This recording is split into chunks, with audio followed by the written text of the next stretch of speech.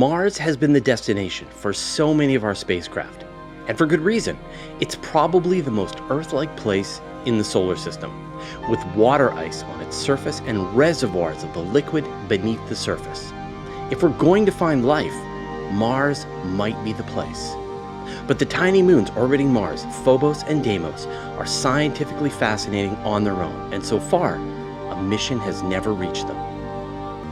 This mission is inspired by Hayabusa 2, which just wrapped up its mission at asteroid Ryugu, sending a variety of landers to explore the surface and retrieving a sample for return to Earth. Hayabusa 2 is now on its way back home. Near the end of 2020, it'll fly past the Earth and release a re-entry capsule carrying its asteroid samples. If all goes well, MMX will launch to Mars in 2024, taking almost a year to cross the gulf between our planets, arriving at the red planet in 2025. It will then go into a quasi-satellite orbit, making regular flybys of the moons for about 3 years. Once the mapping stage is completed, it will spiral down to the surface of Phobos and touch down, extracting a sample.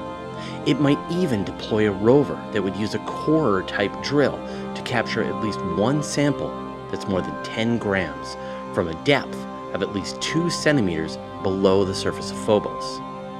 Hayabusa 2 pulled its samples from the surface of Ryugu and from the debris of its impactor. But to actually drill out a core sample from beneath the surface of Phobos is a serious engineering challenge. Then, a propulsion module will lift off from Phobos, putting the sample onto an interplanetary return trajectory that brings it back to Earth in September 2029. It's not a sample from the surface of Mars itself, but it's pretty close.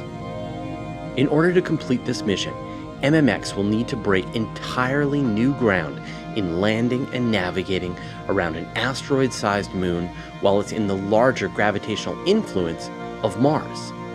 ESA's Rosetta mission taught us just how difficult it is to land on a comet, and the original Hayabusa mission had its own technical challenges landing on an asteroid.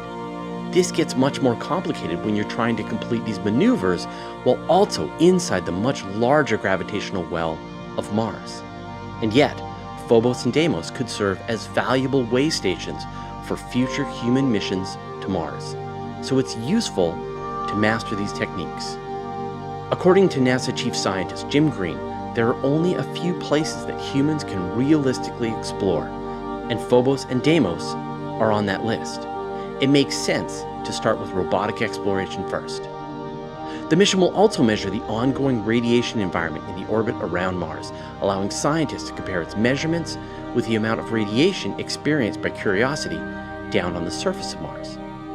Even though Deimos is actually easier to reach and requires less propellant, mission planners chose Phobos as the target for a sample return.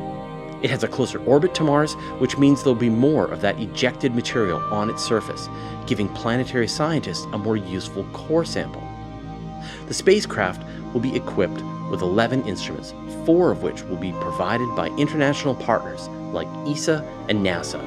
It'll have a variety of telescopes, imaging systems, as well as a LiDAR altimeter, dust monitor, and a mass spectrum analyzer to study charged ions. NASA will be supplying a gamma ray and neutron spectrometer to study the surface chemicals of the moons, and a pneumatic sampling device similar to what OSIRIS-REx is using to sample the surface of asteroid Bennu. The German Aerospace Center might be providing the rover, similar to how they contributed a lander to the Hayabusa 2 mission. Planetary exploration is about trying to answer key scientific questions, and when it comes to the Martian moons, there are 2 this mission will help answer. How did they form? Were they captured asteroids from the relatively nearby asteroid belt? Or did they form out of material from Mars when a huge meteor struck the planet in ancient past and they coalesced into the moons we see today? Second, they'd like to understand the surface evolution of the Martian moons as well as the red planet itself. It's believed that Phobos and Deimos will have collected debris ejected from Mars from billions of years of meteor bombardments. Digging through that material will help tell the history of the red planet. If the moons are captured asteroids, their composition will help scientists understand how water and other volatiles might get transported from the asteroid belt to the inner solar system. But if they're chunks of Mars itself, we'll see a snapshot of Mars at the time that the impact happened. Timing is everything though. The orbit of Phobos is deteriorating, causing it to slowly orbit closer and closer to Mars by about 1.8 meters every 100 years. In about 50 million years or so, it'll cross within the Martian Roche limit and get torn into a ring. Then, the debris from the former moon will crash into the surface of Mars, and Phobos will be gone forever.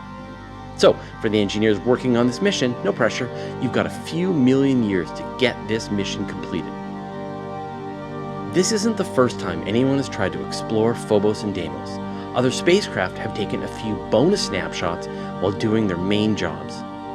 This won't be the first time that a country has tried to send a mission to Phobos. Back in 2011, Russia launched its Phobos Grunt mission, which translates to Phobos Ground. It was supposed to fly to Phobos, collect 200 grams of regolith from the Martian Moon, and then return it back to Earth. Unfortunately, it failed to fire its rockets on an interplanetary trajectory to take it to Mars. It was stuck in Earth orbit and re-entered the atmosphere in 2012, falling into the Pacific Ocean. Although Phobos and Deimos haven't been explored directly, we've seen a few pictures of the moons captured at high resolution. For starters, here's a series of images showing Phobos in orbit around Mars, captured by the Hubble Space Telescope. It's a time-lapse composed of 13 separate images watching its orbit for 22 minutes. And in 2019, NASA's Mars Odyssey spacecraft observed Phobos with its thermal emission imaging system to see it in infrared. These images help to reveal some of the surface composition, including metals like iron and nickel. But obviously, MMX will be able to take much better images up close. One of the best images of Phobos comes from the Mars Global Surveyor spacecraft, which made a pass over the moon in 1998 and took high-resolution images. You could see boulders scattered across the surface of Phobos and their long shadows hurled out by a more recent impact. There are images from the Mars Reconnaissance Orbiter. And one of my favorites was actually captured from the surface of Mars by Curiosity, watching as Phobos crossed in front of the Sun from its perspective. You can see what it would look like to experience an eclipse from the surface of Mars. I'm really glad that Japan has decided to move forward with its mission to Phobos and Deimos. So much emphasis on Mars itself, but what about its moons? The more we can learn about how they formed, the more we can learn about Mars and the history of the solar system. And I really appreciate the ingenuity and boldness of the JAXA missions. Although they've had some failures, they've also had some incredible successes, testing really clever and risky ideas to get more science done than you'd expect from a smaller budget mission. What do you think? Let me know your thoughts in the comments. Not only is Phobos scientifically interesting, it's an important waypoint for the exploration of the surface of Mars itself. We did a whole video about why this makes sense and what kinds of missions would be required to set up on Phobos.